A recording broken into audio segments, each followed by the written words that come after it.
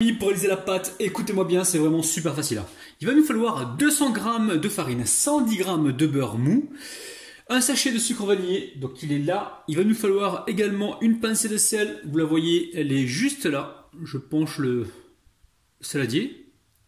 Ensuite, il va nous falloir une pincée, ici là, une pointe de couteau de levure chimique, un œuf, et il va nous falloir également une cuillère à soupe de cacao en poudre. Alors vous allez voir, recette super facile, donc là je prends la pointe de levure chimique, à peine ça. Hein. Alors des fois il n'y a pas besoin de l'utiliser, mais pour éviter de se retrouver avec une pâte qui soit trop sèche, parce que si jamais vous la travaillez de trop, elle risque de sécher. Par mesure de sécurité, je mets donc la pincée de levure chimique. Donc maintenant, je prends la palette, je rassemble tous ces éléments, mes éléments secs avec l'œuf, et je vais commencer à former une pâte avec ça. Et ensuite, l'eau de fleur d'oranger, c'est ce qui va me servir à finaliser donc la boule. Donc s'il y a besoin d'en mettre, je vais en mettre. Des fois, il peut ne pas y en avoir besoin. Tout dépend après de la capacité d'absorption de votre farine. Donc là, pour l'instant, je travaille comme ceci, l'ensemble des éléments.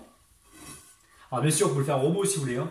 Le but du jeu, c'est pas de trop travailler cette pâte. Une fois que vous l'avez formée en boule, très important de la laisser après se reposer. Mais l'eau de verre d'oranger, on va essayer quand même d'en mettre au moins minimum une cuillère à soupe pour avoir justement ce parfum. Donc là, on peut voir qu'il n'y a pas besoin en fait d'eau de fleur d'oranger, mais là, on en a besoin pour le parfum. Alors, c'est sûr qu'on va en mettre dans la farce. Donc on aura ce parfum, il n'y a pas de problème. Mais là, je vais juste en rajouter un petit peu là, une demi-cuillère à café, là, on va dire, juste pour le fun. Donc là, je mélange la pâte, je ramasse donc toute la farine qui se trouve sur le plan, enfin sur le saladier. Je vais venir phraser comme ça ma pâte. Je l'écrase avec la paume de la main, je fais ça 2 fois. Et ensuite, je la forme ici en boule. Je vais venir la filmer et la réserver donc au réfrigérateur pendant... faut que ça repose au moins 1 heure les amis la pâte. Hein. Alors une fois que c'est fait, je filme la pâte comme ceci, hein, proprement, comme d'habitude les amis. Et je la réserve donc au frigo. Alors, vous pouvez le faire la veille pour le lendemain si vous voulez, ou sinon ça part pour environ minimum 1 heure voire 2 heures. Hein. Si vous voyez qu'au bout d'1 heure c'est pas bon, vous prolongez encore d'1 heure. Il faut vraiment qu'elle se repose cette pâte. Alors, pour réaliser la farce, c'est vraiment super facile. Il va nous falloir 150 g de cacahuètes grillées et mixées les amis. Hein. Mixées, pas trop fin, regardez à peu près la texture.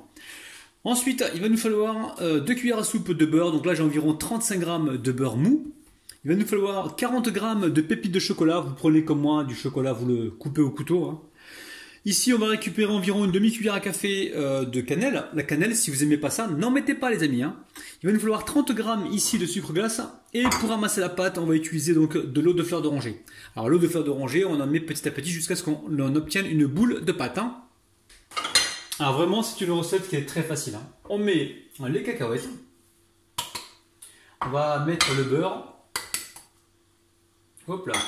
Ensuite, hop là, on met la cannelle. Encore une fois, si vous n'aimez pas, n'en mettez pas. Une fois qu'on a fait ça, on va venir les amis, mettre le chocolat donc râpé. Et je vais venir tamiser donc mon sucre glace.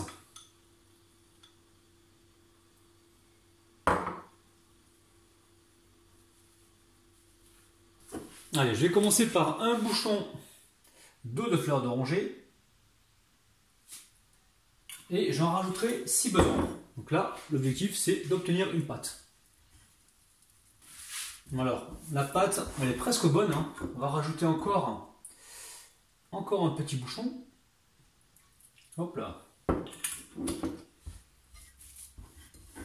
Là, on a du croquant les amis, vous avez vu, un croquant avec les pépites de chocolat, croquant avec les cacahuètes grillées. Alors c'est des cacahuètes grillées non salées. Maintenant, si vous voulez, vous pouvez mettre des cacahuètes grillées salées, il n'y a pas de problème. Hein. Donc là, on commence à avoir notre pâte. Il faut penser aussi que la pâte, les cacahuètes, elles vont absorber le liquide en se reposant. Donc il faut tenir compte de ça aussi. Hein. Donc là, on arrête. Là, on a une pâte, on peut la former, regardez. Elle va rester dans le... Comment on fait ça?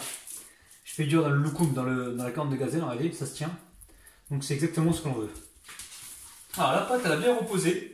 Donc je la sors du plastique et je vais faire donc, bon, je vais d'abord la malaxer un petit peu. là, rapidement, et je vais faire des petites boules d'environ, on va dire, 25-30 grammes, hein, d'accord? Je vais les peser au fur et à mesure pour être sûr de leur poids. Alors, on va baisser un peu, on était à... C'est important de peser au fur et à mesure. Là on est à 26 grammes, c'est bien, entre 25 et 30 grammes, hein, d'accord?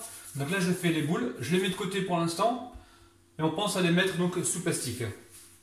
Alors, j'en ai fait une là, j'ai fait un test. Donc, je vais vous montrer, c'est super facile là. Ici, on récupère un petit peu de farine. Et on va étaler une sorte d'ovale. Alors, sachez que sur ma chaîne, les amis, il y a une recette de cornes de gazelle. Donc il y a la version classique, hein, avec un sucre glace que vous connaissez certainement déjà. Donc là, on va étaler, pas trop fin et pas trop épais non plus. Hein. Ouais, il est quasiment bien.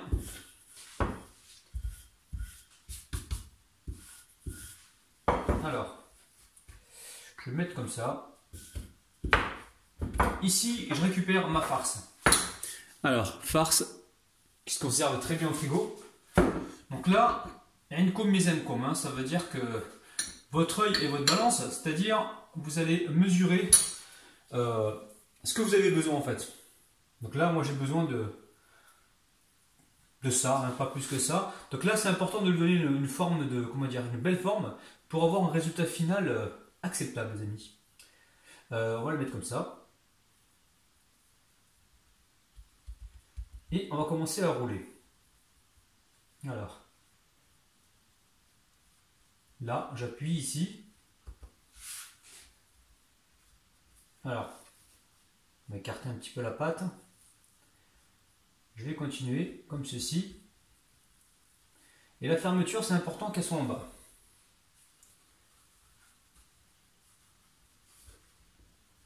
Donc là, la fermeture, elle est bien en bas. Et on va essayer de la pincer un petit peu pour la fixer. Et là, j'appuie comme ceci là pour former ma corne.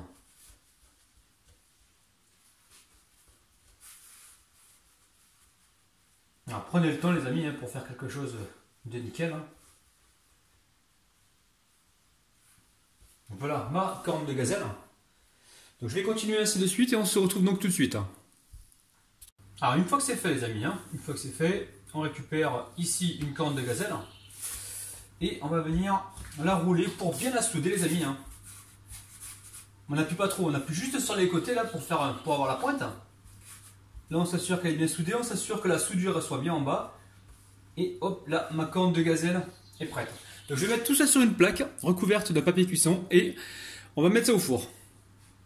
Mon four est en train de préchauffer à 175 degrés et je pense que je suis parti pour environ 18 minutes. Je vous dirai donc le temps exact tout à l'heure. Alors mes cornes de gazelle, elles ont cuit au bout de 16 minutes les amis, hein, d'accord? Donc ici, regardez-moi bien les amis. Ici j'ai du chocolat fondu. Alors prévoyez assez de chocolat pour pouvoir donc enrober vos cornes de gazelle. Donc là j'ai environ 300 grammes de chocolat noir.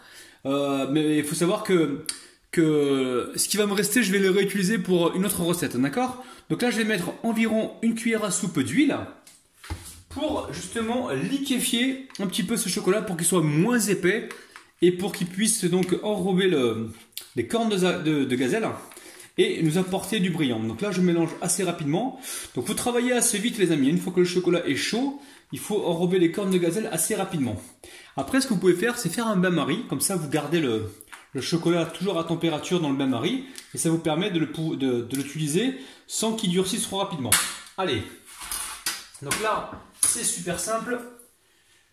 Je retire la cuillère dans un premier temps. Ici, j'attrape ma fourchette, j'attrape une corne de gazelle, je viens la tremper rapidement dans mon chocolat. Et ici, je vois que le chocolat a redurci, et bien c'est pas grave. Je vais le mettre à réchauffer encore un peu. Donc là, on enlève l'excès de chocolat. Donc les amis, je vais encore vous encourager à travailler vite, hein. Travailler assez rapidement.